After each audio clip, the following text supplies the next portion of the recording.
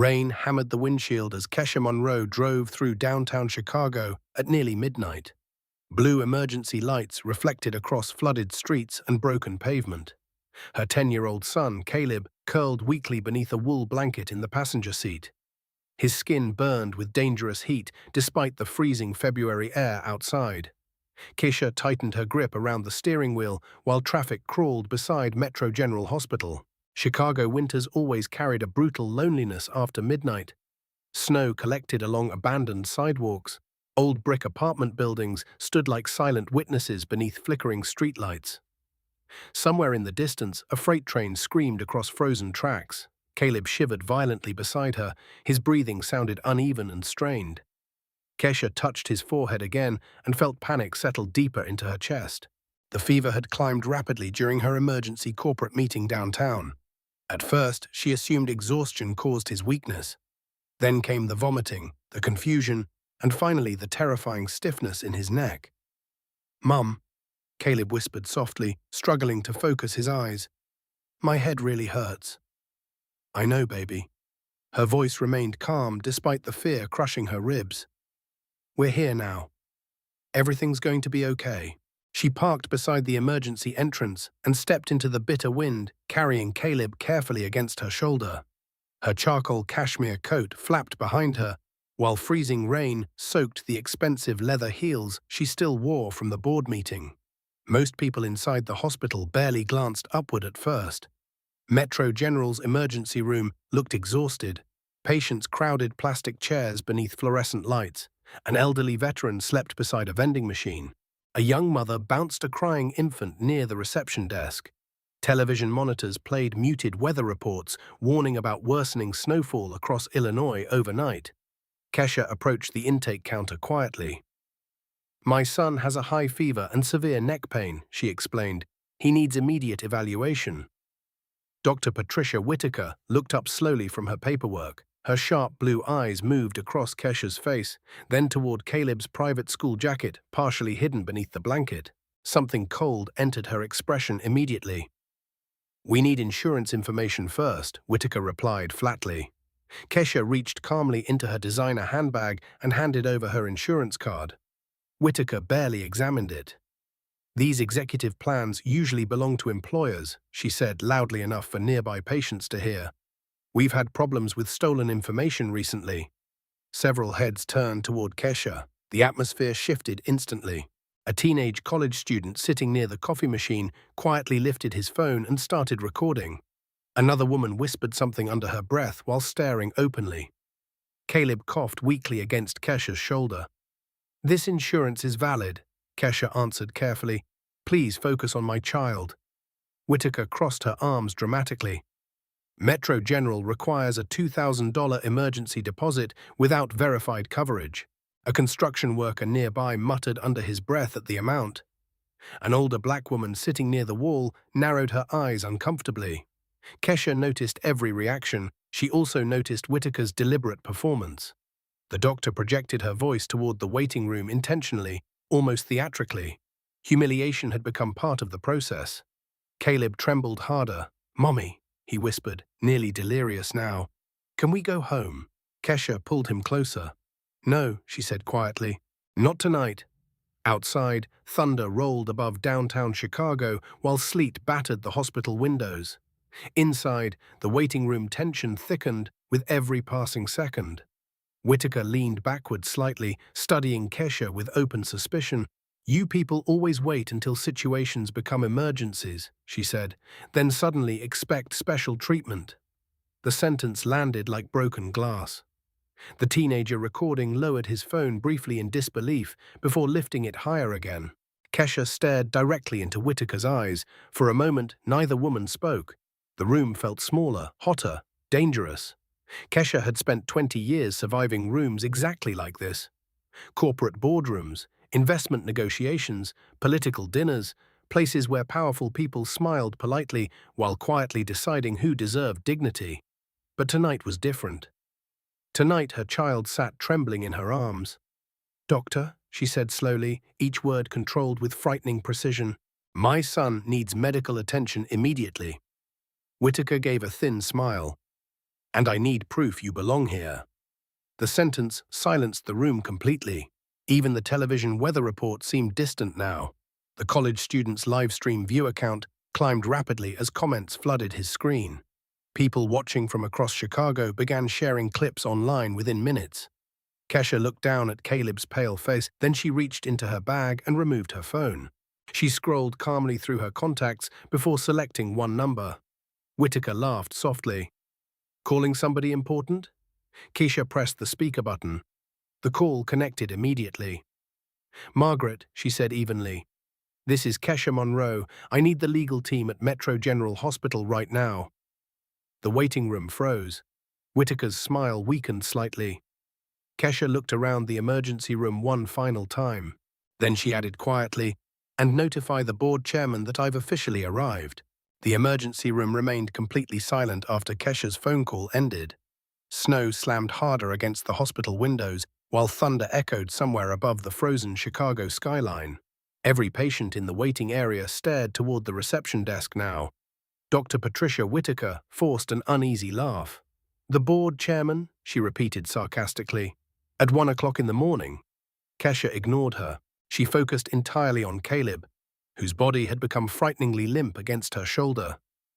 His breathing sounded shallow now, uneven. Nurse Elena Ramirez stepped carefully from behind the intake station. Unlike Whitaker, Elena looked directly at Caleb instead of his mother. His lips are pale, she whispered nervously.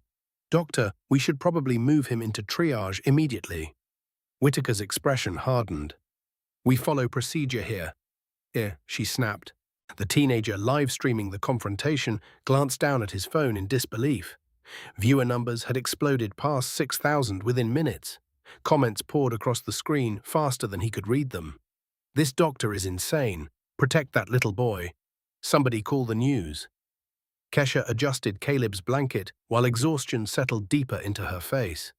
The expensive gold watch around her wrist reflected the harsh fluorescent lights overhead. Her tailored black slacks were soaked near the ankles from icy slush outside. Still, she stood perfectly composed. That composure unsettled Whitaker more than anger ever could. You know, Whitaker continued loudly, addressing the room almost theatrically, people try intimidation tactics constantly in this city. Chicago doesn't work that way. An elderly veteran sitting near the vending machines frowned openly now. You ought to worry more about the kid, he muttered. Whitaker ignored him. Kesha slowly raised her eyes. For 20 years, she said quietly, I've listened to people underestimate me before realizing their mistake. Whitaker folded her arms. Then tonight must feel familiar. The cruelty in her voice shocked even nearby staff members. Elena Ramirez shifted uncomfortably beside the intake computer. The livestream comments exploded again. Caleb suddenly coughed violently. A sharp cry escaped his throat before his body sagged heavily against Kesha's chest. Everything changed instantly. Kesha's calm cracked for the first time. Caleb? No response. Caleb. Eleanor rushed forward immediately. He's losing responsiveness. Whitaker finally stepped closer, though hesitation remained visible across her face. Dr. James Carter emerged from a nearby hallway carrying patient files. Tall, exhausted, and still wearing surgical gloves, he stopped the moment he saw the scene unfolding. What's happening here? Possible fever case, Whitaker answered dismissively. James looked directly at Caleb and swore under his breath. That's not a simple fever. He approached Kesha immediately. How long has he been disoriented? About 30 minutes. Any vomiting? Yes. Neck stiffness? Yes. James Carter's expression darkened instantly. We need treatment room 12 now. Whitaker stepped directly into his path. You're bypassing intake protocol. I'm trying to keep a child alive. The tension between both doctors electrified the room. James lowered his voice. Patricia, if this is meningitis and we delay treatment, we could lose him. Whitaker glanced toward the growing crowd recording everything. Her pride had become trapped inside the performance. Nobody moved. Then the emergency room doors suddenly opened. 6 people entered together, wearing dark winter coats and carrying leather portfolios. Their movements were fast, coordinated, professional. The woman leading them removed her gloves calmly while scanning the room. Margaret Ellis, Chief Legal Counsel for Monroe Healthcare Systems. Several hospital employees recognized her immediately. The color drained from Elena Ramirez's face. "Oh my God," she whispered. Margaret walked directly toward Kesha. "Ma'am," Kesha nodded once. "What's the current situation?" Margaret asked. "Delayed emergency treatment," Kesha replied evenly. "Public humiliation, possible discrimination. My son is deteriorating physically while staff debate whether we belong here." The legal team immediately began documenting everything. Phones appeared, photographs, notes, names. Whitaker finally looked uncertain. "This is highly inappropriate," she protested. Margaret turned slowly toward her. "Dr. Whitaker," she said coldly, "you're currently refusing emergency medical care while standing beneath at least 9 active recording devices." The teenager live streaming nearly dropped his phone. Comment sections erupted. "Legal team just arrived. This hospital is finished. Kesha Monroe is somebody powerful." James Carter no longer waited for permission. He stepped beside Kesha decisively. "Bring the child now," he ordered. 2 nurses moved instantly. Whitaker grabbed James by the arm. "You cannot override me." James stared at her in disbelief. "Watch me." Before Whitaker could answer, another voice echoed across the emergency room. "Patricia." Everyone turned. Hospital Administrator Richard Holloway stood near the elevators wearing a wrinkled navy suit. His face looked pale beneath the fluorescent lighting. He had clearly arrived in a hurry. And unlike Whitaker, he already understood exactly who Kesha Monroe was. His eyes locked onto Margaret Ellis, then toward Kesha, finally toward the frightened little boy, barely conscious in her arms. Holloway swallowed hard. "Mrs. Monroe," he said carefully, "I sincerely apologize for this situation." Whitaker blinked. "What?" Richard Holloway looked at her slowly. "You have absolutely no idea who you've been speaking to tonight, do you?" Snow continued falling across downtown Chicago, while silence swallowed the emergency room whole. Richard Holloway stood frozen beside the elevators, visibly shaken beneath the harsh fluorescent lights. Several nurses exchanged nervous glances. Dr. Patricia Whitaker looked confused for the first time all night. "Richard," she said carefully, "what exactly is happening?" Holloway loosened his tie with trembling fingers. "What's happening," he replied quietly, "is that you've created a catastrophic legal disaster for this hospital." The livestream audience exploded online. People watching across social media platforms clipped every second and reposted it instantly. Local hashtags began trending throughout Chicago before 2 o'clock in the morning. Kesha Monroe still said nothing. She carried Caleb toward treatment room 12, while James Carter walked beside her protectively.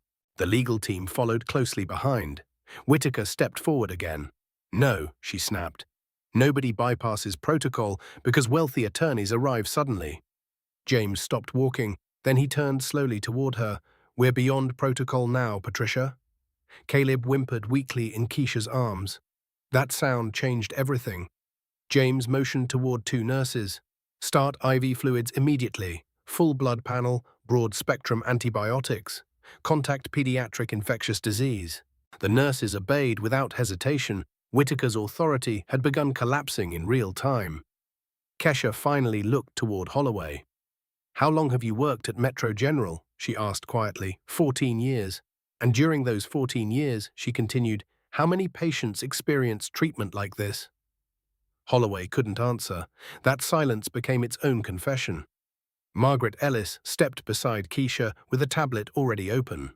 "Mrs. Monroe," she said calmly, "our media monitoring team confirms the live stream exceeded 50,000 viewers." The room reacted immediately. Even Whitaker's face lost color. 50,000 people, watching everything, watching her. The college student holding the phone glanced down again. "It's actually 63,000 now," he whispered nervously. Kesha studied him briefly. "How old are you?"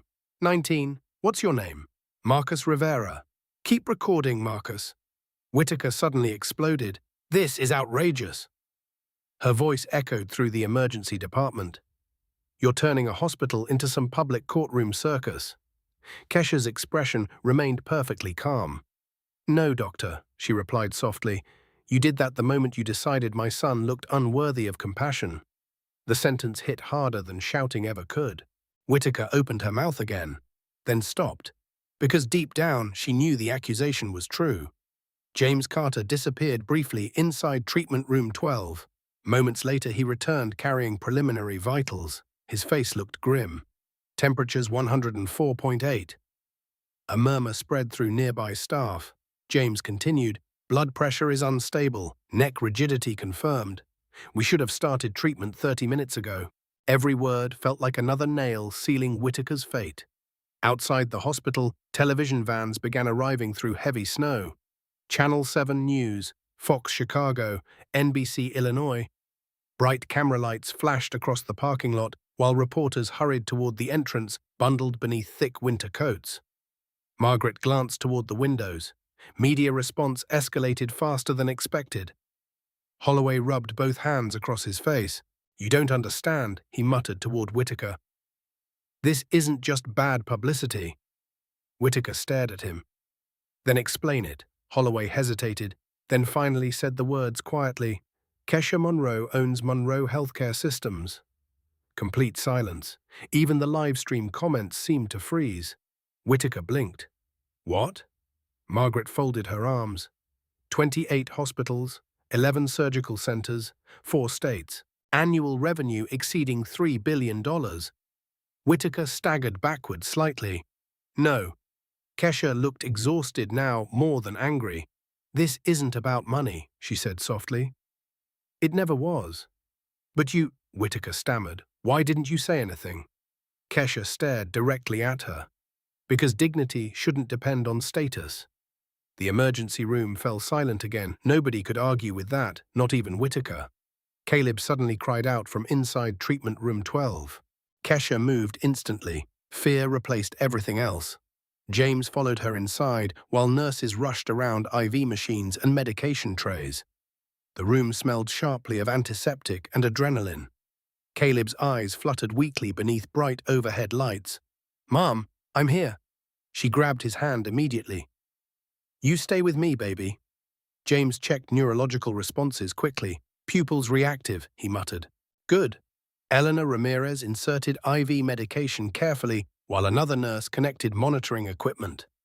Outside the room, Whitaker remained motionless near the intake desk. The reality finally reached her all at once. Every insult, every accusation, every witness, every camera. And worst of all, the little boy fighting for his life while she protected her own ego. Richard Holloway approached her slowly. "You need to prepare yourself," he said quietly. "For what?" "The board emergency meeting starts in 20 minutes. Whitaker frowned. "At this hour?" Holloway looked toward treatment room 12. "When the owner's child nearly dies in your emergency room," he replied, "the hour stops mattering." The emergency board meeting began at 1:47 a.m., while snowstorms buried downtown Chicago beneath freezing darkness. Metro General's executive conference room glowed coldly behind towering glass walls overlooking the city skyline. 7 board members appeared through secure video screens from homes, hotels, and private offices across the country. Some still wore pajamas beneath winter coats hastily thrown over their shoulders. Every face looked tense. Kesha Monroe. Monroe entered the conference room slowly after Caleb stabilized temporarily in treatment room 12. James Carter insisted she step away briefly while pediatric specialists completed additional tests. Margaret Ellis followed beside her carrying legal documents and a tablet overflowing with social media statistics. Richard Holloway stood near the far wall, looking physically ill. Dr. Patricia Whitaker remained absent. Nobody needed to explain why. Board Chairman Leonard Graves cleared his throat awkwardly. "Kesha," he began carefully, "first, we are deeply sorry for tonight's events." Kesha removed her soaked wool coat calmly. "You should be sorry for much more than tonight." The sentence landed heavily across the room. Nobody interrupted. Margaret placed printed screenshots onto the conference table. "These represent less than 20 minutes of public reaction," she explained. The board members studied the pages silently. "Racist hospital. Protect black families. Boy denied treatment. Shut Metro General down." Viewer counts had climbed past 100,000. National celebrities had begun reposting the footage. Civil rights attorneys were already offering public legal support online. Leonard Graves rubbed his forehead. This situation escalated faster than anyone anticipated. Kesha stared toward the snow outside the windows. "No," she replied softly. "The cameras simply exposed something already living inside this institution."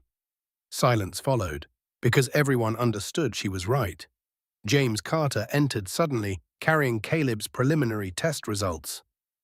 "Meningitis appears unlikely," he announced. "Severe streptococcal infection combined with dehydration. We started aggressive antibiotics." Relief washed visibly across Kesha's face. For the first time all night, her shoulders lowered slightly. "But," James continued carefully, "another hour without intervention could have become catastrophic." That sentence chilled the room more than the winter storm outside. Leonard Graves looked devastated. "My God." Margaret leaned forward. "From a legal standpoint," she said calmly, "the hospital currently faces potential civil rights violations, discrimination lawsuits, negligent care claims, and catastrophic reputational damage." "How catastrophic?" one board member asked nervously. Margaret tapped her tablet screen. "Metro General lost nearly $6 million in stock valuation within the last hour alone." Several executives cursed quietly. "And that number rises every minute this story spreads internationally." Richard Holloway finally spoke. "Media trucks already surround the hospital." "Of course they do," Kesha replied. Her exhaustion had transformed into something colder now. Focused, precise, dangerous. Board member Sandra Whitmore, unrelated to Patricia, leaned toward her camera. "Kesha, we need damage control immediately." Kesha slowly turned toward the screen. "No," Sandra blinked. "No? We need accountability." The conference room went silent again. Kesha continued quietly. "For years, hospitals across this country quietly humiliate vulnerable people while executives protect reputations instead of patients." Nobody challenged her, because everyone in that room had witnessed smaller versions of tonight before. They simply preferred pretending otherwise. Margaret opened another folder. Security footage confirms Dr. Whitaker delayed emergency treatment despite visible neurological symptoms. James Carter nodded grimly. She also ignored direct medical concerns raised by nursing staff. Richard Holloway swallowed hard, "And I supported her publicly." Kesha looked toward him carefully. "Yes, you did." Holloway lowered his eyes. The shame in his face looked genuine. Outside the conference room, the emergency department remained chaotic. Reporters crowded entrances while livestream viewers surpassed 150,000. Marcus Rivera still sat beside the vending machines holding his phone. His hands shook now, not from fear, from realizing he had accidentally recorded history. Inside treatment room 12, Caleb slept beneath warm blankets while machines beeped softly around him. Elena Ramirez adjusted his IV carefully. "You're safe now," she whispered. Back in the conference room, Leonard Graves exhaled heavily. "What exactly do you want, Kesha?" Kesha answered immediately. "Full investigation, public transparency, mandatory anti-bias reform, leadership restructuring." Several board members exchanged nervous looks. "That would create enormous institutional exposure," Sandra warned. Kesha's eyes hardened. A little exposure might save lives. Nobody spoke after that, because the truth had finally become impossible to avoid. Margaret's phone buzzed suddenly. She checked the screen, then looked toward Kesha. "You should probably see this." She turned the tablet around. CNN had already published a breaking headline: "Chicago Hospital accused of racial discrimination after child denied emergency care." Below the headline played Marcus Rivera's livestream clip. Dr. Patricia Whitaker's face filled the screen.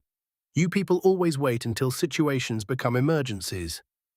The room collectively froze, because now the entire country could hear it too. By 2:30 in the morning, Metro General Hospital looked more like a crime scene than a medical facility. News vans lined the frozen streets outside, while reporters huddled beneath heavy winter coats and glaring production lights. Snow continued falling across Chicago without mercy. Inside the hospital, phones rang non-stop. Public relations staff scrambled between offices, carrying laptops and coffee cups with trembling hands. Corporate attorneys arrived through private entrances, while security attempted unsuccessfully to control growing media crowds. Everything was unraveling. Dr. Patricia Whitaker sat alone in a vacant staff lounge, staring blankly at the television mounted above the vending machines. Her own face filled the screen, again and again. "You people always wait until situations become emergencies." CNN replayed the clip repeatedly, beside headlines discussing discrimination in American healthcare. Whitaker muted the television immediately, but silence offered no protection. The words still echoed inside her skull. For 25 years, Patricia Whitaker believed herself respected. Intelligent, successful, she had graduated near the top of her class at Northwestern Medical School. She survived brutal residency programs and endless overnight shifts. Patients once praised her professionalism. Now millions of strangers saw only ugliness. Her phone vibrated constantly across the table. Messages from colleagues, unknown numbers, hospital administrators, news reporters. She ignored everyone. Meanwhile, inside treatment room 12, Caleb Monroe's fever finally began lowering slightly beneath aggressive medication and IV fluids. His breathing steadied, color slowly returned to his cheeks. Kesha sat quietly beside his bed, holding his hand. The adrenaline from earlier had faded now, leaving only exhaustion. James Carter entered, carrying updated blood work. "He's responding well," he said gently. Kesha closed her eyes briefly. "Thank God." James hesitated before speaking again. "I'm sorry." Kesha looked toward him. For what? For working inside a system where tonight could happen at all. His honesty surprised her. James leaned against the counter heavily. "My mother cleaned office buildings in Detroit for 20 years, he admitted quietly. People spoke to her exactly the way Whitaker spoke to you tonight. Kesha studied him carefully. "And what did you learn from that?"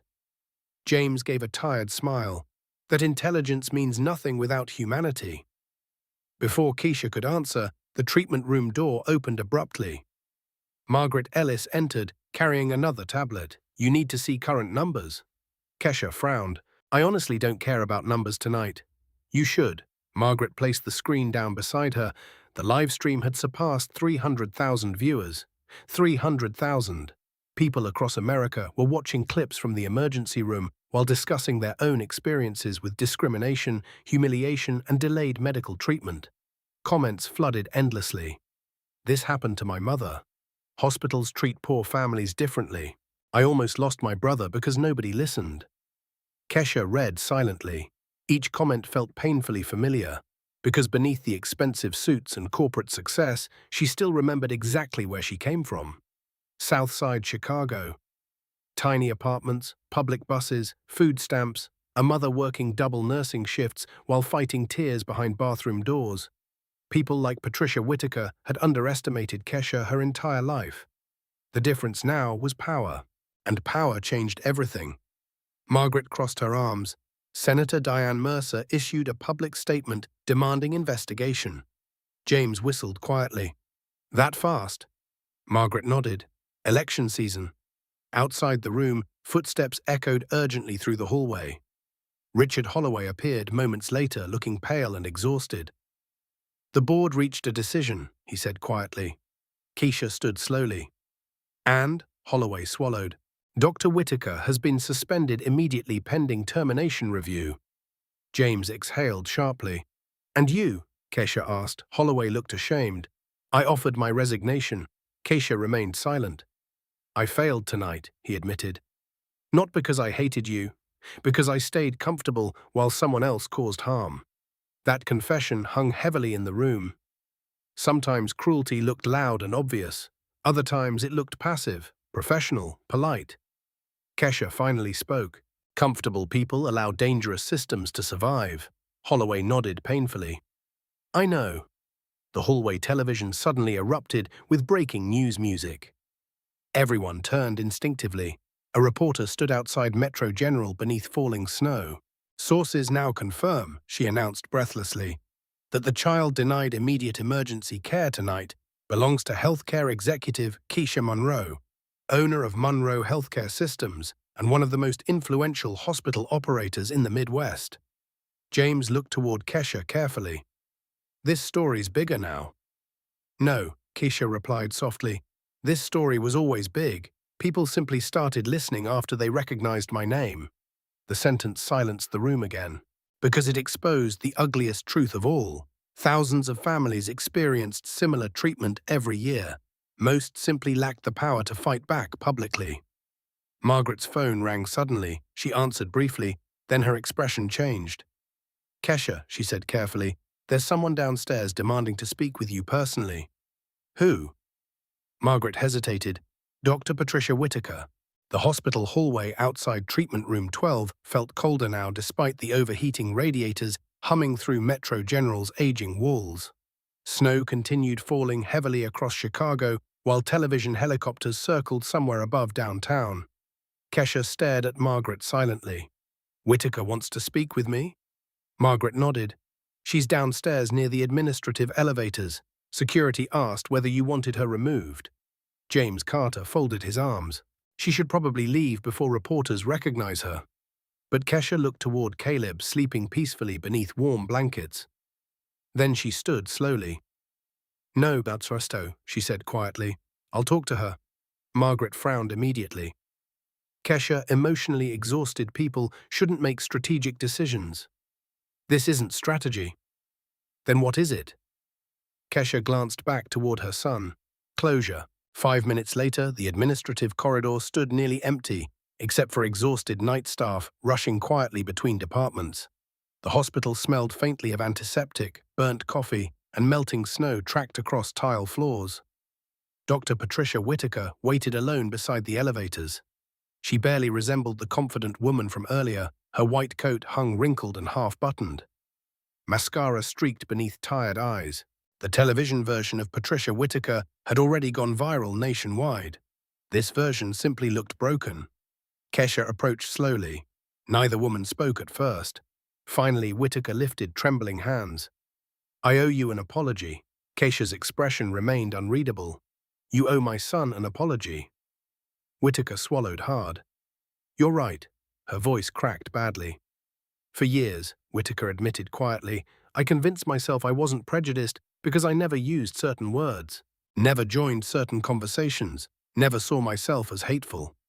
Kesha listened silently. But tonight, Whitaker whispered, I watched myself become exactly the person I always claimed to despise.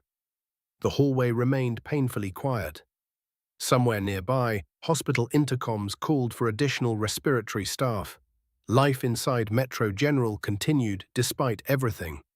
Whitaker wiped tears angrily from her face. When I first saw you, she admitted, I made assumptions instantly. Yes, Kesha replied softly, you did. And even after seeing your clothes, your insurance, your composure, Whitaker continued shakily, I still searched for reasons to justify my judgment. Kesha folded her arms, because admitting the truth threatened your worldview. Whitaker lowered her eyes. Again, silence answered everything. The elevator doors opened briefly behind them, before closing again, empty. Snow battered the windows at the end of the corridor. I built my career believing hard work explained success, Whitaker whispered. So when people struggled financially, I blamed them. Kesha's gaze hardened slightly. My mother cleaned nursing homes for 16 hours daily. Whitaker looked up slowly. She worked until her spine collapsed, Kesha continued. Hard work wasn't her problem. Lack of opportunity was. Each sentence struck Whitaker harder than accusations ever could, because truth carried weight differently. I know apologizing changes nothing, Whitaker said weakly. No, Kesha agreed. It doesn't. Whitaker's shoulders slumped further. But understanding matters. For the first time all night, Kesha's anger softened slightly. Not forgiveness, not yet. But exhaustion had begun replacing fury. Whitaker stared toward the floor. My father was a police officer, she admitted quietly. He spent 30 years teaching me the world was dangerous, that certain neighborhoods meant certain outcomes. And you carried those fears into medicine. Whitaker nodded. I never realized how deeply. Kesha studied her carefully. That's the danger of bias, she said softly. Most people carrying it believe they're good. The sentence shattered something inside Whitaker completely. Tears finally came without resistance. Meanwhile, downstairs, reporters crowded against hospital barriers while livestream viewers surpassed 500,000 nationwide. Social media discussions transformed into national debates about race, healthcare, and institutional inequality. Inside treatment room 12, Caleb shifted awake slowly. "Mom?" he whispered weakly. Elena Ramirez smiled gently. "She'll be right back, sweetheart." Back in the hallway, Whitaker looked physically smaller now. "What happens to me?" she asked quietly. Kesha answered honestly, "I don't know yet." Whitaker nodded once. "That's fair." She reached slowly into her pocket and removed her hospital identification badge. 25 years of service reduced to a plastic card. Whitaker stared at it for several long seconds, then handed it toward Kesha. Kesha didn't take it. "That belongs to administration." Whitaker lowered her hand awkwardly. "You know what scares me most," she admitted. "What?" "That if your son had looked different tonight." Her voice broke again. "I probably would have treated him immediately." Kesha closed her eyes briefly. That confession hurt more than every insult combined. Because finally, brutally, Patricia Whitaker understood herself. And self-awareness arriving too late often became its own punishment. Margaret suddenly appeared at the end of the hallway, moving quickly. "Kesha," her tone sounded urgent. "What happened?" Margaret looked directly toward her. "The governor just called." Margaret's words hung heavily inside the dim hospital corridor. "The governor just called." Dr. Patricia Whitaker stared blankly between them while snow rattled violently against the hallway windows. Somewhere downstairs, reporters shouted questions behind police barricades. Kesha rubbed exhaustion from her eyes. "At 2 in the morning, Margaret nodded. "He wants a public statement before sunrise. National media pressure is growing faster than expected." Whitaker stepped backward quietly. "This has become political now." "No," Kesha corrected softly. "It became political the moment healthcare stopped treating people equally." Whitaker lowered her gaze again. Every conversation tonight stripped another layer from her carefully protected identity. Margaret glanced toward her impatiently. "We should move before reporters breach the west entrance." Kesha looked toward Whitaker one final time. "Go home, Patricia." Whitaker blinked slowly. "You're not having security escort me out?" Kesha's expression remained unreadable. Public humiliation already happened. Whitaker opened her mouth slightly, then stopped, because deep down she understood mercy when she saw it. Kesha turned away first. Whitaker remained standing alone beside the elevators while the hospital around her continued moving forward without her. That realization hurt worst of all. 20 minutes later, Kesha entered a private executive conference room converted temporarily into a media response center. Televisions covered nearly every wall now. CNN, Fox News, MSNBC, local Chicago stations, every network discussed Metro General continuously. One screen replayed Caleb's weak voice. "My head really hurts." Kesha looked away immediately. That single sentence pierced deeper than legal threats or corporate fallout ever could.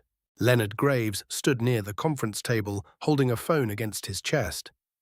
"He's waiting," Leonard said quietly. Kesha took the call. "Governor Hayes." "Mrs. Monroe," the governor's voice sounded tired but controlled. "First, I'm relieved your son is stable." "Thank you." A brief silence followed. Then his tone shifted carefully. "This situation has ignited enormous public anger." Kesha stared toward the television screens.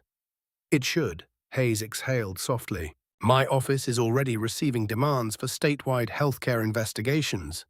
And frankly," he admitted, "they may be justified." Several board members exchanged nervous looks nearby.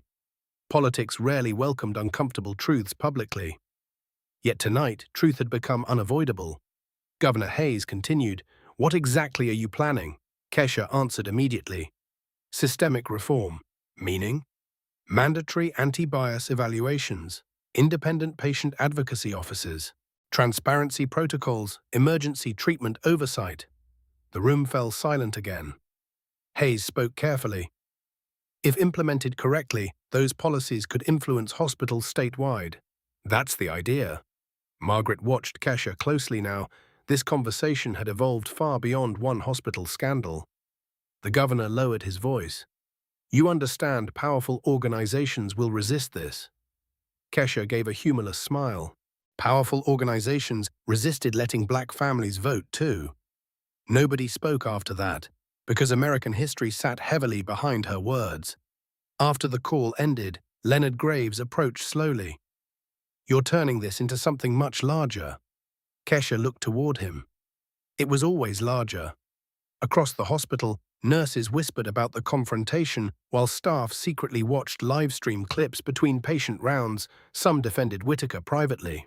Others admitted witnessing similar behavior for years. Old truths had started surfacing, and institutions hated exposed truths. Inside treatment room 12, Caleb finally opened his eyes fully. The fever medication had lowered his temperature significantly. "Mom," Kesha rushed beside him instantly. "I'm here, baby." His voice sounded weak. "Did I do something wrong?" The question shattered her. Everything else disappeared instantly. The media, the lawyers, the governor. None of it mattered beside one frightened little boy wondering whether he deserved mistreatment. Kesha sat carefully beside him. "No." Caleb blinked sleepily. "Then why were they angry at us?" Kesha struggled briefly before answering. "Sometimes people decide who matters before learning anything real about them." Caleb frowned weakly. "That's stupid." A quiet laugh escaped James Carter nearby. Kesha smiled softly for the first time all night. "Yes," she whispered, "it really is." Outside the room, Margaret watched silently through the observation window. Then her phone buzzed again. She answered quickly. Moments later, her expression changed. Serious, concerned. She stepped inside immediately. "Kesha, what now?" Margaret hesitated carefully. "Someone leaked internal hospital records online." James looked up sharply. "What kind of records?" Margaret's eyes darkened. "Patient discrimination complaints." The room froze. "How many?" Kesha asked quietly. Margaret swallowed. "Over 200. The room went completely silent after Margaret revealed the number. 200, James Carter repeated quietly. Margaret nodded grimly. Documented complaints spanning nearly 9 years. Kesha stared at her. "How many were investigated properly?" Margaret's silence answered first, then she spoke softly. 7.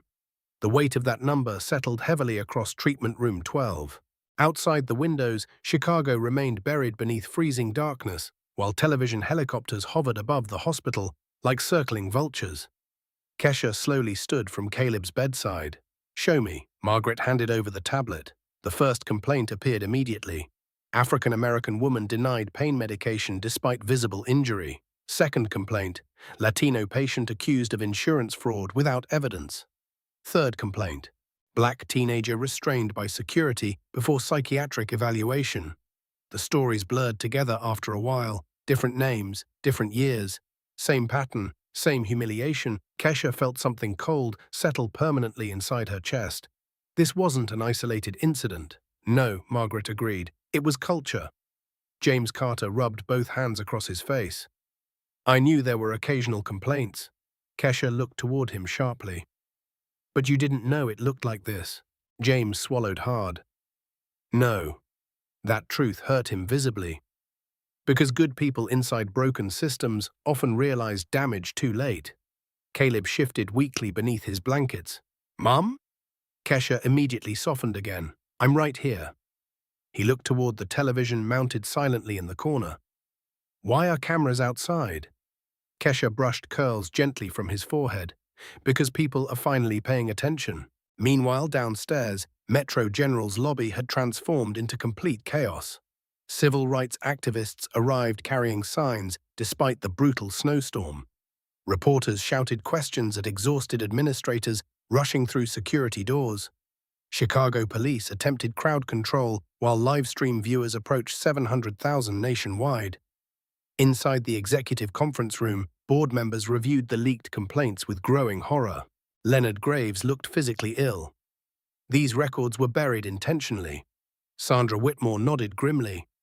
Someone protected the hospital instead of patients. Richard Holloway remained silent near the back wall. Because he already knew, Years earlier, administrators quietly labeled many complaints miscommunications before closing investigations internally.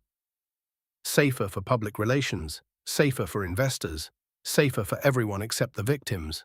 Margaret entered the conference room briskly. The leak changed everything. How bad? Leonard asked. Margaret connected her tablet to the large presentation screen. National headlines immediately appeared. Hundreds of discrimination complaints hidden by Chicago hospital. Systemic racial bias alleged at Metro General. Healthcare executive demands reform after son denied care. Board members stared in stunned silence. Then another headline appeared. Federal investigation possible. Sandra cursed under her breath. Richard Holloway finally spoke quietly. We deserve it.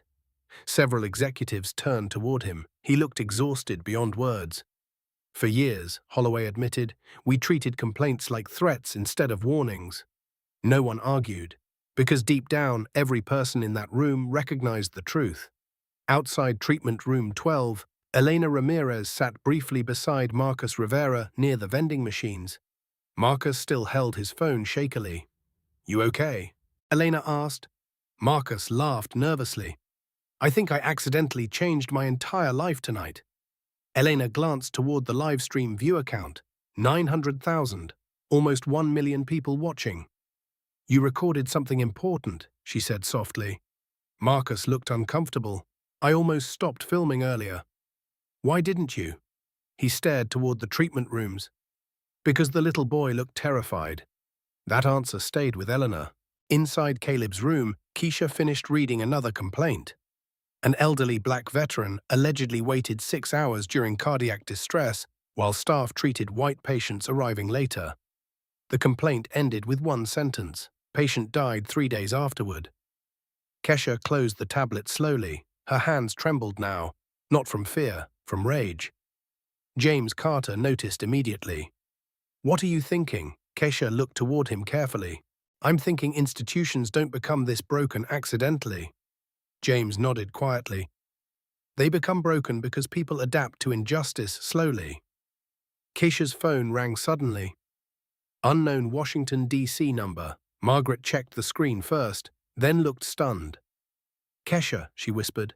It's the Department of Justice. The room froze instantly. Kesha answered calmly. This is Kesha Monroe. A measured voice responded. Mrs. Monroe, this is Assistant Attorney General Rebecca Sloan from the Civil Rights Division. Even James Carter stopped breathing momentarily. Sloan continued, we've reviewed the live stream footage and leaked records.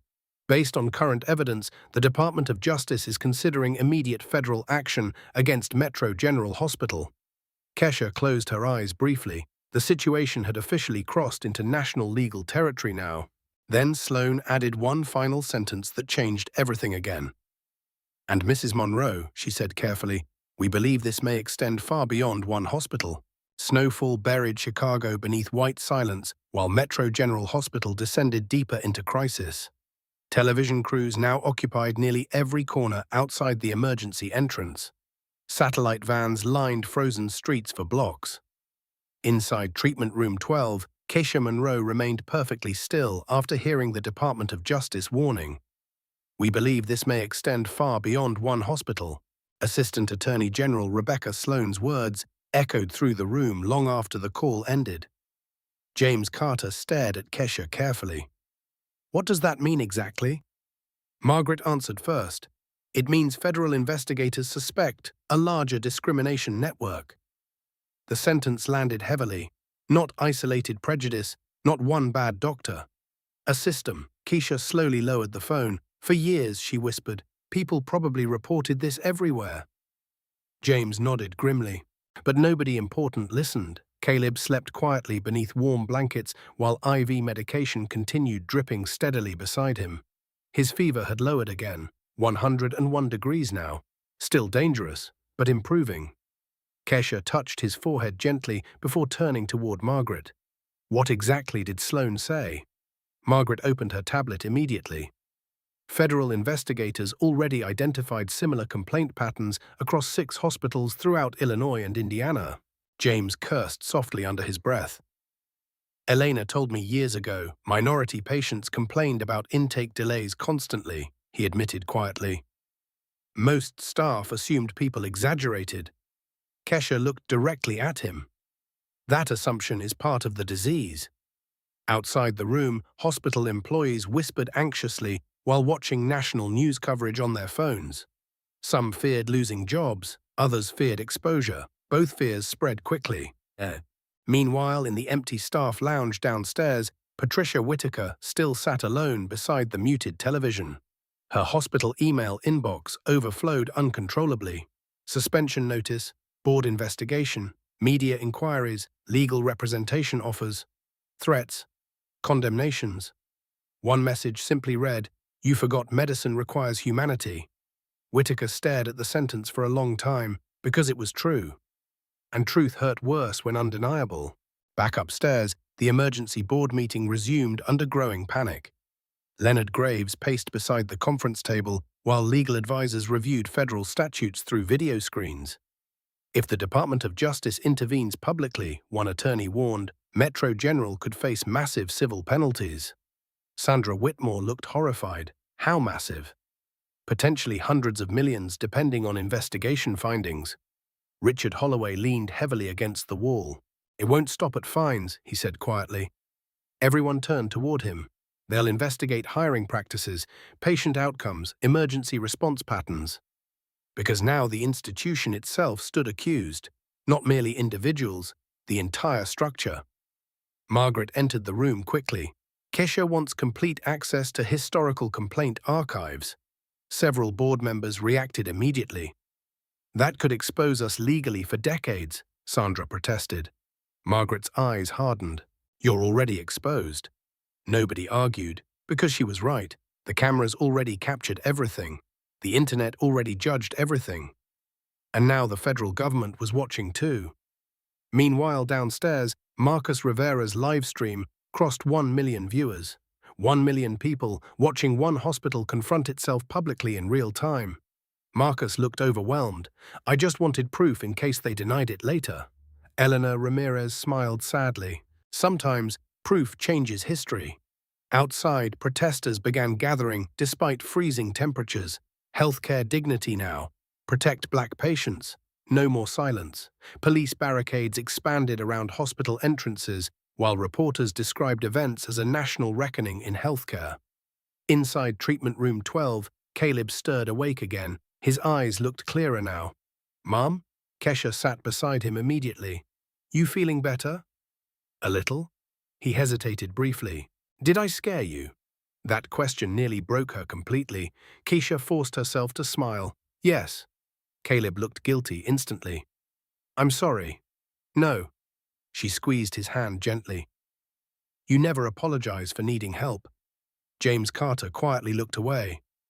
Because too many people already learned exactly that lesson. Don't complain, don't ask, don't inconvenience anyone.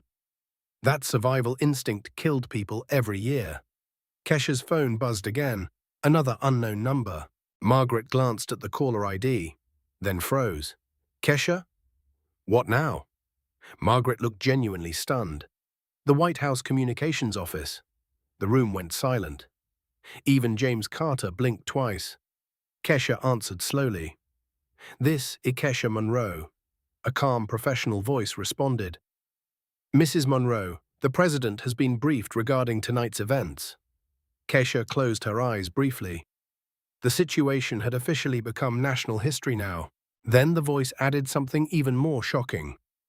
"He would like to speak with you personally this morning regarding potential healthcare reform initiatives." By 4:15 in the morning, Metro General Hospital had become the center of a national firestorm.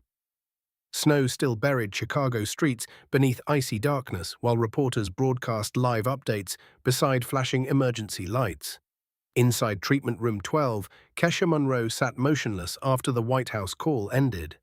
The president wanted to speak with her personally. About healthcare reform. James Carter leaned slowly against the counter. "I don't think anyone here understands how massive this became." Margaret Ellis checked another stream of incoming messages. "It's beyond massive now." Television screens mounted throughout the hospital displayed non-stop coverage. Political analysts debated systemic racism in healthcare. Civil rights leaders demanded federal intervention.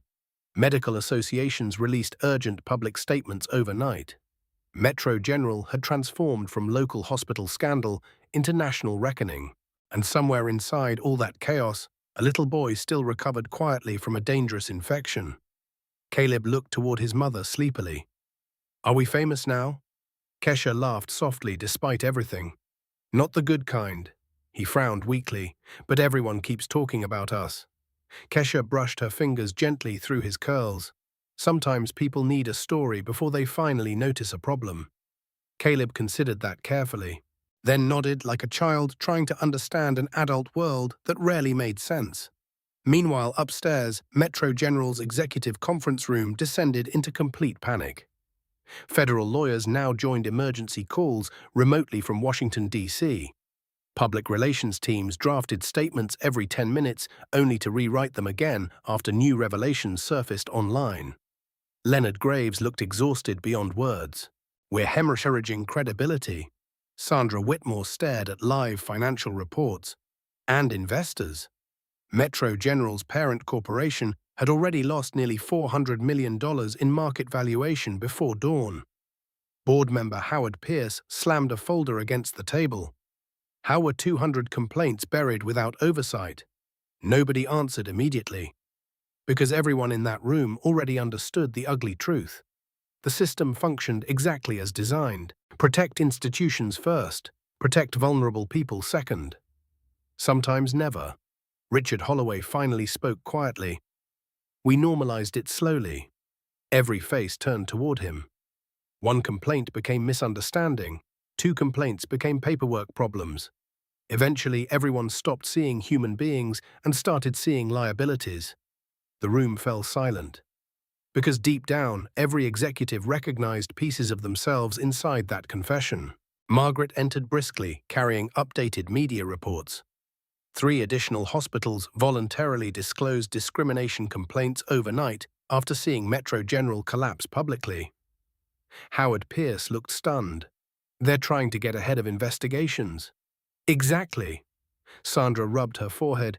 This thing is spreading nationally. Margaret's expression darkened. It already has. Downstairs, Patricia Whitaker finally walked toward the employee parking garage alone. Her hospital badge remained clutched tightly inside one hand.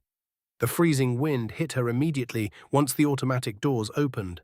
Reporters spotted her within seconds. "Dr. Whitaker, do you deny racial discrimination accusations? Did you intentionally delay treatment?"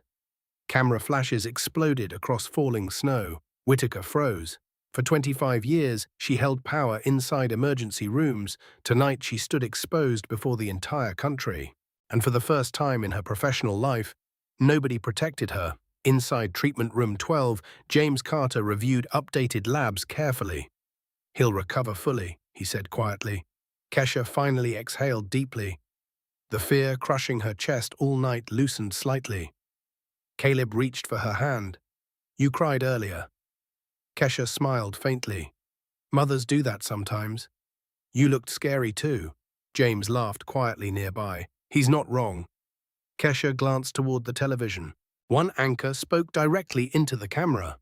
Healthcare experts now describe tonight's incident as potentially historic.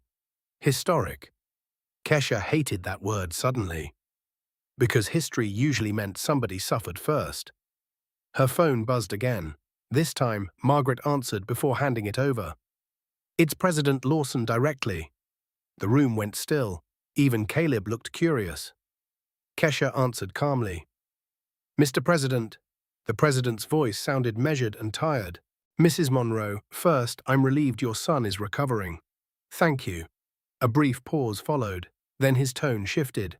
"What happened tonight reflects failures larger than one hospital." Kesha stared toward the snow-covered city skyline. "Yes, it does." "We're preparing a federal healthcare equity initiative," Lawson continued. "Your experience could help shape that policy." Margaret silently looked toward James. Neither spoke, because both realized they were witnessing something extraordinary. The president continued. "But before politics," he added quietly, I want to ask something personally. Kesha listened. When your son needed help tonight, Lawson asked softly, what frightened you most? Kesha looked toward Caleb sleeping again beneath warm blankets, then answered honestly, that nobody saw his humanity before judging his appearance. Silence followed. Long, heavy. Then the president spoke quietly. That sentence may change this country. Morning light finally crept across Chicago around 6:30, though heavy storm clouds still buried most of the skyline beneath steel-gray darkness. Snowplows crawled through frozen streets while television crews continued broadcasting live outside Metro General Hospital. Nobody had gone home. Not reporters, not lawyers, not executives, and certainly not Kesha Monroe. Inside Treatment Room 12, Caleb finally slept peacefully for the first time all night. His fever had dropped below 100 degrees. The dangerous confusion was gone. Machines beeped softly beside his bed. For the first time since midnight, the room felt calm. James Carter sat nearby, drinking terrible hospital coffee from a paper cup. You should try resting, he told Kesha quietly. She smiled faintly. I'll sleep next week. James laughed softly. Then his expression turned serious. Federal investigators arrived downstairs. Kesha looked up immediately. That fast? Apparently the Department of Justice doesn't waste time after national media attention. Outside the room, Metro General employees moved nervously through hallways while federal agents interviewed staff privately behind closed doors. Administrators carried boxes of archived complaints toward conference rooms converted into temporary investigation centers. The hospital itself felt different now. Exposed. Fragile. Afraid. Margaret Ellis entered carrying a thick stack of printed reports. You need to see overnight developments. Kesha sighed. I was hoping for one peaceful hour. You're not getting one. Margaret handed over the reports. The headlines looked overwhelming. Healthcare bias scandal spreads nationwide. Federal review requested in 9 states. Patients share discrimination stories online. One article especially caught Kesha's attention. A black woman from Cleveland described losing her husband after emergency room staff dismissed his chest pain for hours. Another man from Atlanta wrote about security following him through hospital hallways while white patients walked freely. Thousands of stories, different cities, same pain. Kesha lowered the papers slowly. It was never just Metro General. Margaret nodded. No. The truth felt devastating. For decades, people carried private humiliation quietly because they believed nobody important would listen. Then one cell phone live stream shattered the silence. Caleb stirred awake again. Mom, I'm here. He blinked sleepily. Can we go home today? James smiled gently. If your temperature stays stable another few hours, probably. Caleb relaxed instantly. Good. Kesha kissed his forehead softly. Outside the room, a commotion suddenly erupted down the hallway. Raised voices. Footsteps. Margaret immediately moved toward the door. What now? A young nurse hurried forward breathlessly. There's a crowd forming inside the lobby. James frowned. Reporters. The nurse shook her head. Patients. Minutes later, Kesha carefully stepped toward the upper observation balcony overlooking Metro General's main atrium. The sight below stunned her. Dozens of ordinary people filled the lobby carrying handwritten signs, protect patient dignity. We deserved better too. Healthcare without bias. An elderly black veteran stood near the entrance, holding a cane. Kesha recognized him immediately. He had been sitting beside the vending machine earlier that night. Now reporters surrounded him. They ignored my heart pain for 6 hours 3 years ago, he told cameras steadily. Tonight I realized maybe it wasn't just bad luck. A Latina nurse cried openly beside another family describing discrimination during childbirth. One story became 10. 10 became hundreds. The silence protecting these institutions had finally cracked. Kesha gripped the balcony railing tightly. Margaret stood beside her quietly. You changed something tonight. Kesha shook her head slowly. No. Margaret looked confused. Kesha stared down toward the crowd. These people were already hurting. They simply stopped suffering alone. Below them, television cameras captured every emotional testimony while federal investigators moved through the building collecting documents. Metro General no longer controlled the narrative. The public did. Suddenly, another wave of movement spread through the lobby. Secret Service agents entered first, then state police. The crowd erupted into shocked whispers. James Carter looked stunned. "You've got to be kidding me." Margaret checked her phone quickly, then looked up. The president's motorcade just arrived. The presidential motorcade arrived at Metro General Hospital just after 7:15 in the morning. Snow still covered downtown Chicago in heavy white layers, while black SUVs lined the frozen curb outside the main entrance. Secret Service agents secured the lobby within seconds. Reporters surged forward immediately. Camera flashes exploded across the marble floors while protesters and patients stared in disbelief. Inside the upper observation balcony, James Carter looked stunned. "This can't be real." Margaret Ellis checked security updates through her phone. "Oh, it's real." Below them, President Daniel Lawson entered the hospital wearing a dark navy overcoat dusted with snowflakes. Illinois Governor Michael Hayes walked beside him while federal investigators followed close behind. The lobby fell nearly silent, not because people suddenly respected power, because everyone realized history had just entered the building. Kesha Monroe stood motionless, overlooking the scene below. She never imagined one terrifying night protecting her son would lead here. The president looked upward toward the balcony. Their eyes met briefly, then Secret Service agents guided him toward a private conference suite near the executive wing. Margaret exhaled slowly. "He wants to meet immediately." James glanced toward Caleb, sleeping peacefully inside treatment room 12. "You should probably prepare yourself." Kesha shook her head faintly. "For what?" "For becoming the face of something much bigger than healthcare." 20 minutes later, Kesha entered Metro General's executive conference suite, accompanied by Margaret Ellis and James Carter. The room felt strangely quiet, despite the media storm outside. President Lawson stood beside the windows overlooking snowy Chicago streets. Up close, he looked older than television suggested, tired too. Politics carried exhaustion differently.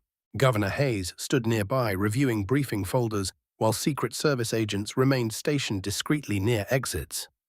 Lawson turned toward Kesha immediately. "How's your son?" "Stable," Kesha answered softly.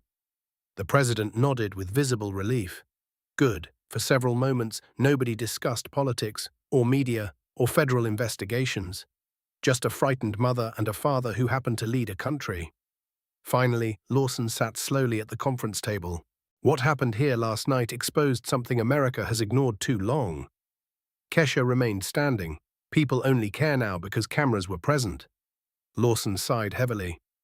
"You're right." The honesty surprised everyone slightly. Most politicians preferred safer language. Governor Hayes folded his arms. Federal complaint hotlines received over 12,000 reports overnight. James Carter blinked. 12,000. Hayes nodded grimly. Emergency treatment delays, racial profiling, dismissed symptoms, insurance assumptions. The room fell quiet again, because numbers made suffering impossible to dismiss as isolated incidents. Lawson leaned forward carefully. "Kesha, I'm proposing a national healthcare accountability initiative." Margaret immediately focused. "What kind of initiative?" The president opened a thick briefing folder. Mandatory federal transparency standards, independent patient oversight divisions, bias reporting systems tied directly to Medicare funding. James looked genuinely stunned. "That would reshape American healthcare entirely." Lawson nodded. "That's the goal." Kesha studied him carefully. "And what happens after cameras disappear?" The president met her gaze directly. "You hold us accountable." Outside the conference room, television anchors described events unfolding at Metro General as potentially transformative for national healthcare policy. Inside the hospital lobby, ordinary patients continued sharing painful experiences publicly for the first time. An elderly Asian woman described being ignored during a stroke evaluation. A black father explained how nurses assumed he lacked insurance before checking records. A Native American veteran spoke about security following him through emergency departments repeatedly. The stories never stopped. And with every testimony, public outrage grew stronger. Back inside the conference suite, Lawson turned toward James Carter. "Doctor, honestly," he asked quietly, "how common is this?" James hesitated, then answered truthfully, "More common than medical professionals admit." Governor Hayes looked disturbed. "Why?" James leaned back slowly. "Because hospitals reward efficiency, not reflection. Staff become exhausted. Assumptions become shortcuts. Eventually, bias starts masquerading as professional instinct." The explanation chilled the room because it sounded horrifyingly believable. Kesha crossed her arms quietly. "And vulnerable people pay the price." Lawson nodded once. "Yes." Margaret's phone buzzed suddenly. She checked the screen, then looked toward Kesha with visible shock. "What now?" Kesha asked tiredly. Margaret swallowed carefully. "The live stream just crossed 10 million views worldwide." Everyone froze briefly. 10 million. One terrifying hospital night now belonged to the entire world. Then Margaret added one more sentence. "And hospitals across 17 states are now reporting emergency protests outside their buildings." By late morning, protests had spread across major cities nationwide. Snow still covered Chicago, but television screens inside Metro General Hospital displayed crowds gathering outside hospitals in Atlanta, Detroit, Houston, Phoenix, Cleveland, and Los Angeles. People carried signs demanding accountability. "Treat patients equally. Healthcare is a human right. Listen before judging." Inside Metro General's executive conference suite, President Lawson studied incoming reports with growing concern. "This escalated beyond anything we predicted." Governor Hayes nodded grimly. The public wasn't waiting for permission anymore. Kesha Monroe stood beside the windows, watching protesters gather below through falling snow. Thousands of ordinary people finally recognized their own stories inside Caleb's terrifying night. Pain connected faster than politics ever could. Margaret Ellis entered, carrying updated legal summaries. Federal investigators uncovered suppressed complaints in 12 additional healthcare systems. James Carter looked exhausted. "How deep does this go?" Margaret answered quietly. "Deep enough that entire hospital boards are resigning this morning." The room fell silent. Outside, reporters described the movement as the largest healthcare accountability crisis in modern American history. Inside Treatment Room 12, Caleb slowly ate crackers while watching cartoons quietly. His fever had nearly disappeared completely. For the first time since midnight, he looked like a normal 10-year-old boy again. Elena Ramirez smiled warmly. "You feeling stronger?" Caleb nodded. "Can I play soccer this weekend?" "Probably not." He groaned dramatically. Elena laughed softly. Meanwhile, downstairs, Patricia Whitaker remained trapped inside a private administrative office while legal representatives attempted damage control. Protesters outside had already learned her identity. Security escorted her carefully between hallways to avoid cameras. Whitaker sat silently staring at her reflection in darkened windows. Everything she built had collapsed within hours. Not because cameras invented cruelty, because cameras revealed it. A quiet knock interrupted her thoughts. Richard Holloway entered slowly. Neither spoke immediately. Finally, Holloway sat across from her. "They terminated me officially this morning." Whitaker nodded faintly. "I'm sorry." Holloway gave a tired laugh. "Are you?" Whitaker looked down. That question carried too much truth. Holloway leaned forward heavily. "You know what frightens me most?" Whitaker remained silent. "We weren't unusual." The sentence landed like ice water, because both understood exactly what he meant. Metro General wasn't uniquely broken. It was simply exposed first. Back upstairs, President Lawson prepared for a nationally televised press conference scheduled within the hour. Advisors rushed through final briefing notes while communications staff coordinated media logistics. The president looked toward Kesha. "I want you standing beside me during the announcement." Kesha frowned slightly. "Why?" "Because people trust lived experience more than political speeches." James Carter nodded quietly. "He's right." Kesha looked uncomfortable suddenly. "I never wanted attention." Margaret softened slightly. "Most people who change history don't."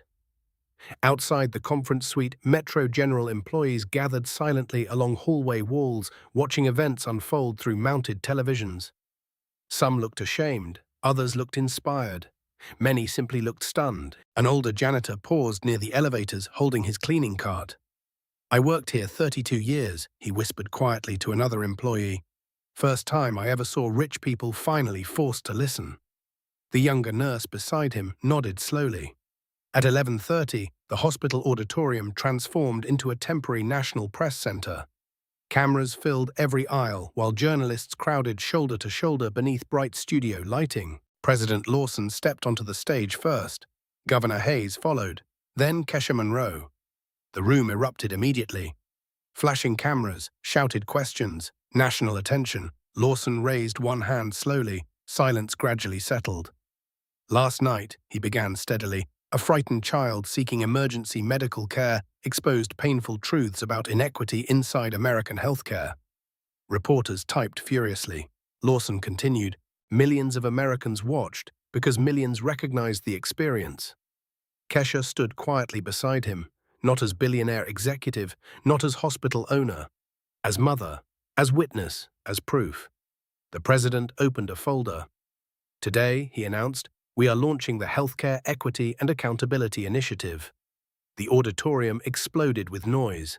Mandatory federal oversight, independent discrimination reporting, bias review systems, national patient protection standards.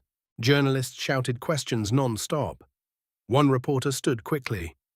"Mrs. Monroe," she called loudly, "do you believe America's healthcare system is institutionally racist?" The room froze instantly. Every camera turned toward Kesha. Millions watched live nationwide. Kesha looked directly into the lights, then answered quietly, "I believe too many people learned to survive humiliation because they thought nobody powerful would ever care." The silence afterward felt enormous. Then she added softly, "My son survived. Many others didn't." The auditorium remained completely silent after Kesha Monroe's final sentence. "My son survived. Many others didn't." No political talking point could compete with truth spoken that plainly. President Lawson lowered his head briefly beside her while camera flashes continued bursting across the crowded press room.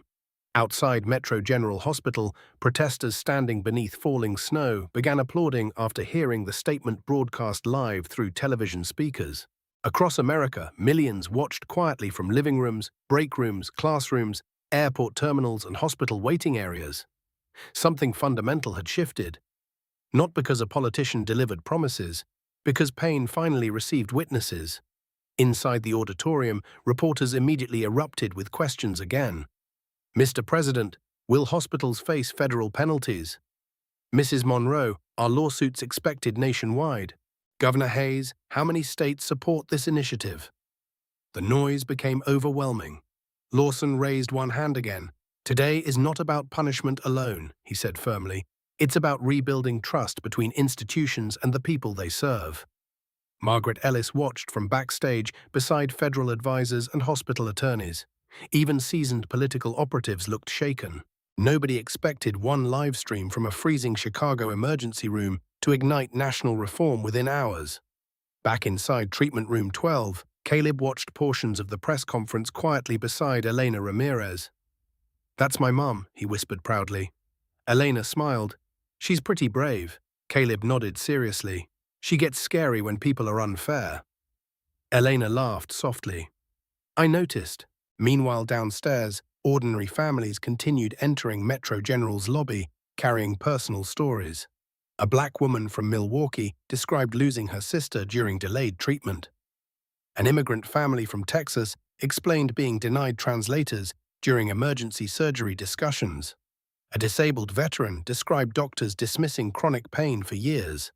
The hospital had transformed into something unexpected, a confession booth for national suffering. And once people began speaking openly, they no longer wanted silence. Inside the auditorium, President Lawson finished outlining the federal initiative before stepping aside from the podium. Then reporters focused entirely on Kesha. One journalist stood carefully. "Mrs. Monroe, after everything tonight, what happens to Metro General Hospital?" Kesha stepped toward the microphone slowly. The room quieted immediately. Outside, snow continued drifting across Chicago streets beneath gray morning skies. Inside, millions waited for her answer. "Metro General changes," she said simply. She looked toward hospital employees standing nervously along the auditorium walls. Not because public relations teams demand it, not because politicians require it, because patients deserve it. Several nurses lowered their eyes, others quietly applauded. Kesha continued steadily. "Effective immediately, Metro General will implement independent oversight, mandatory bias intervention training, and patient advocacy review in every department." Reporters typed furiously. Additionally, she added, "Every discrimination complaint previously hidden by administration will be reopened publicly." The auditorium exploded again. Hospital lawyers backstage looked horrified. Federal investigators exchanged stunned glances. Margaret Ellis simply smiled faintly, because this was exactly who Kesha Monroe truly was. Not careful, not timid, not interested in protecting powerful people from consequences. Downstairs, Richard Holloway watched the press conference alone from an empty administrative office. He looked older suddenly, smaller too. His career was over.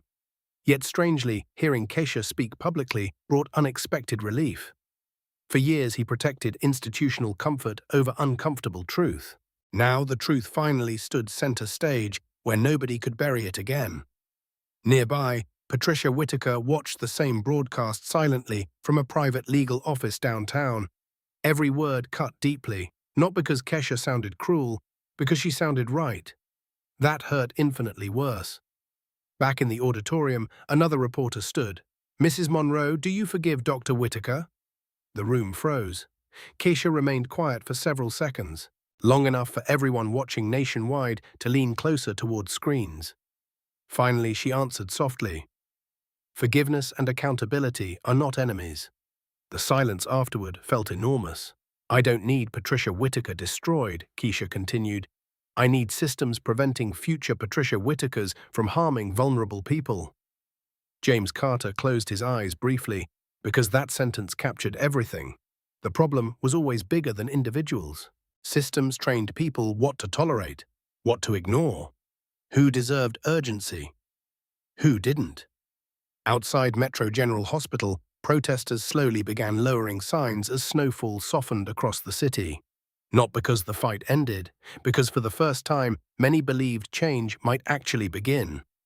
As the press conference concluded, President Lawson quietly approached Kesha near the stage curtain.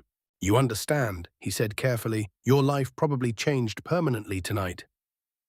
Kesha looked toward cameras still flashing endlessly across the auditorium, then toward the hallway leading back to Caleb. "It already changed," she replied softly, "the moment my son asked whether he did something wrong." The president said nothing after that, because no political speech could compete with a child learning how cruel the world could become. And no nation could honestly heal until those children stopped asking such questions at all. 3 months later, spring sunlight stretched across downtown Chicago, where winter storms once buried Metro General Hospital beneath snow and national outrage. The hospital looked different now, not just renovated, changed. Glass walls replaced dark administrative offices. Patient advocacy desks stood beside every intake station. Digital monitors displayed real-time wait times and multilingual patient rights information throughout the building. Most importantly, people no longer entered the emergency room feeling invisible. Inside the newly redesigned lobby, families from every background moved through triage calmly while patient advocates greeted arrivals personally. The atmosphere felt human again. Kesha Monroe walked through the hospital quietly one Friday morning, carrying coffee and Caleb's soccer backpack. Reporters no longer camped outside daily. The media storm eventually faded, but the reforms remained. James Carter now served as Metro General's chief medical director, overseeing healthcare equity implementation across multiple states. Elena Ramirez managed the hospital's patient advocacy division.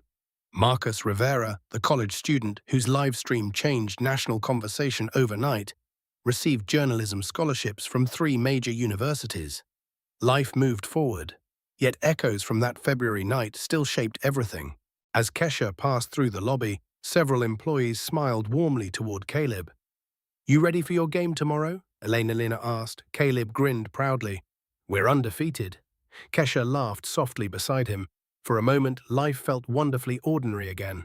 That mattered more than headlines ever could. Meanwhile, across America, the Healthcare Equity and Accountability Initiative continued transforming hospitals nationwide. Federal oversight systems now monitored discrimination complaints directly. Emergency departments implemented mandatory intervention training. Independent patient advocates gained authority previously reserved for administrators. Not every institution welcomed change. Some resisted fiercely. Others adapted reluctantly. But millions of patients finally possessed something they lacked before: a voice, and proof that silence could break. Inside Metro General's executive conference room, Kesha reviewed quarterly reports beside James Carter and federal healthcare consultants. Patient discrimination complaints dropped 78% since reforms began. Emergency response equity scores improved dramatically. Most importantly, patient trust among minority communities steadily returned. James looked over the numbers quietly. Turns out dignity improves healthcare outcomes. Kesha smiled faintly. Funny how that works? Outside the windows, Chicago glowed beneath warm April sunlight. Construction crews renovated neighboring buildings while schoolchildren crossed busy intersections laughing. The city kept moving. Healing never happened dramatically. It happened slowly, conversation by conversation, choice by choice, one human being deciding another deserved compassion. Elsewhere, Patricia Whitaker lived quietly outside Milwaukee, working with medical ethics organizations under strict supervision. Losing her career shattered her identity completely. But somewhere inside the wreckage, self-awareness finally grew. She now lectured young medical students honestly about unconscious bias and institutional harm. Not because redemption erased consequences, because truth demanded responsibility.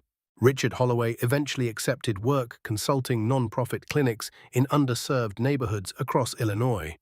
The salary felt smaller, the title less impressive. Yet for the first time in years, he believed his work genuinely helped people. Sometimes collapse forced transformation, sometimes humiliation exposed hidden humanity. Back at Metro General, Caleb wandered toward the emergency room intake desk while waiting for Kesha to finish meetings. A frightened woman holding a coughing little girl stood nearby, completing paperwork nervously. The child looked terrified. Caleb recognized that feeling immediately. He approached carefully. "It's okay," he whispered to the little girl. "They help people faster now." The mother looked surprised. "Thank you," she said softly. Caleb shrugged. "My mom changed some stuff here." Across the lobby, Kesha watched quietly. Emotion tightened painfully inside her chest. Because that was always the point. Not revenge, not headlines, not politics, protection. The frightened little children arriving afterward deserved something better. That evening, Metro General unveiled a small plaque near the emergency department entrance. It read, "Dignity is not earned through wealth, appearance, or status. Every patient deserves humanity." No names appeared beneath the words, none were necessary. As sunset painted Chicago gold outside the hospital windows, Kesha and Caleb finally walked toward the parking garage together. "Mom?" Caleb asked quietly. "Yes? Do you think people are better now?"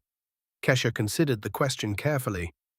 Cars moved slowly through evening traffic below, while warm spring wind drifted across the rooftop parking deck. Finally, she answered honestly, "I think people are trying harder to see each other."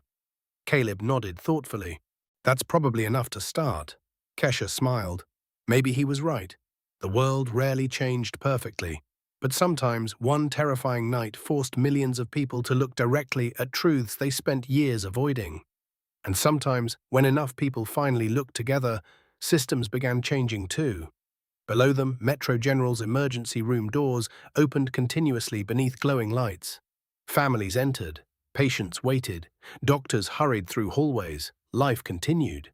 But now, inside those walls, more people understood something essential. Every frightened patient carried a story. Every exhausted mother deserved respect. And every child deserved care before judgment. Kesha looked once more toward the hospital before opening the car door. The building no longer represented humiliation. It represented accountability. Growth. Possibility. The work ahead remained enormous, but change had already begun. And this time, the entire country was watching. Subscribe to the channel, leave a comment, and share this video.